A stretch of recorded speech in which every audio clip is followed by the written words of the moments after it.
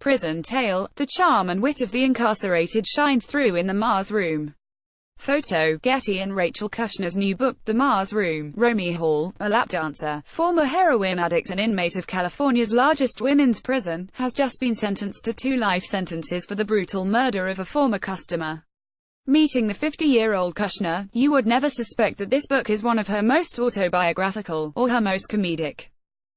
She's eloquent, incredibly well-read, and elegantly dressed in black slacks and silver jewelry. While waiting for our interview to begin, I listened to her finish a rapid-fire conversation with someone else. I braced myself. I think, this is a person who buys The New Yorker and actually reads it. And yet, the Mars Room heaves with Kushner's experience. Twice nominated for the U.S. National Book Award for her novels Telex from Cuba and The Flamethrowers, the author spent a lot of her youth and early adulthood in the roughest corners of San Francisco. I lived there in the 1990s, as a young woman, says Kushner. I worked in the Tenderloin, which is part of why that neighborhood features in the book. I knew these very rough hotels. Friends of mine from growing up ended up living there. I would go there to visit and it would be a shock. They're called SROs, or single resident occupancies, which are places, mainly, for tramps and prostitutes. A lot of those places have burned down, she says, with a sense that this is somehow both a pity, and for the best. The fact is, I wasn't ever going to go to prison in my life. But I grew up with people who were going to go. The people I grew up with who have read the book, they love it, and they love me, but these memories are painful for them. Like Romy says, she says, inciting her main character, who longs for the violent life she left in the outside world.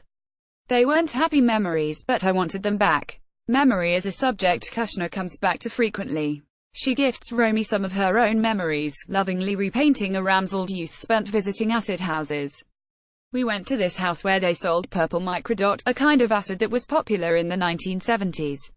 Every room in the house had been painted with tennis balls soaked in paint and ricocheted around the walls.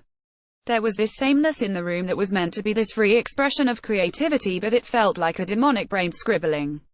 I've asked people from San Francisco if they remembered it, and nobody does, she says, frowning.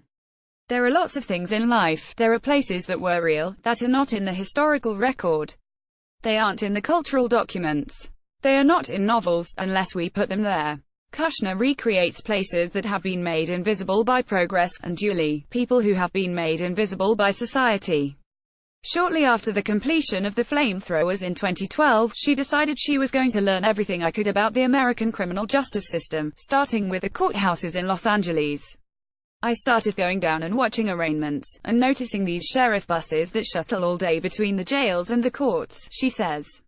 When that's over, and a person is sentenced, they are remanded to state prison to fulfill their commitment. If they're serving something like a life sentence, they are basically invisibilized from society. And that's it. They are put on a bus and taken to the industrial farmlands of California, very far from their homes. Once they're taken there, the public component of their lives are over with. From here, Kushner started visiting prisons with a human rights group called Justice Now, who she still works with today. The book is finished, but the work continues. It's clear that Kushner is hugely fond of the people she has met in prison, helping several of them to publish their own writing. When I hang out with friends in prison, they are hilarious people with a very intense level of psychological acuity. It's a cut above the regular population. And there are reasons for that, she says, with the confidence of someone who has been working up a theory for some time. When people live without any privacy, they don't have anything. They don't have any self-determination. Your identity kit, your way of doing your hair, or your clothes, it's all washed away. But what people do have is their personalities. So they are very good at seduction, and charm, and intimidation. The charm and wit of the incarcerated people in the Mars Room shines in Kushner's prose, and it all seems to stem from the fact that the author truly doesn't judge her prisoner characters, or the prisoners she is friends with in real life. Her ideology is summed up in one line from the book itself: maybe guilt and the innocence were not even a real axis. Things went wrong in people's lives. It's poor people who typically go to prison in the United States, she says. It's also poor people who commit acts of harm. 90% of people in the California prison system have been convicted of crimes that the state considers serious violent felonies. But it's no coincidence that it's only poor people. I don't feel like it's my place to judge people for what they have done, because I haven't been exposed to the kind of trauma and violence that they have been exposed to, she says. 40. Prison serves some kind of function, on a structural level. There are now, what some people call, surplus populations that, within capitalism, don't have a place in the economic structure of society. Those people also don't have a place. So society reproduces itself. Social reproduction of my life is that my parents were educated, and am educated, and so is my son. When you start to get to know people who have been shunted in early to the criminal justice system, usually they were in foster care, and then they were in youth authority, which is kids' prison. It no longer has to do with guilt and innocence. It has to do with circumstance. Despite her empathy and passion for her subject, Kushner wants it to be clear that this is not a message book. If you can reduce a book to a message, you should just dispense with writing the book and just say the message, she concludes.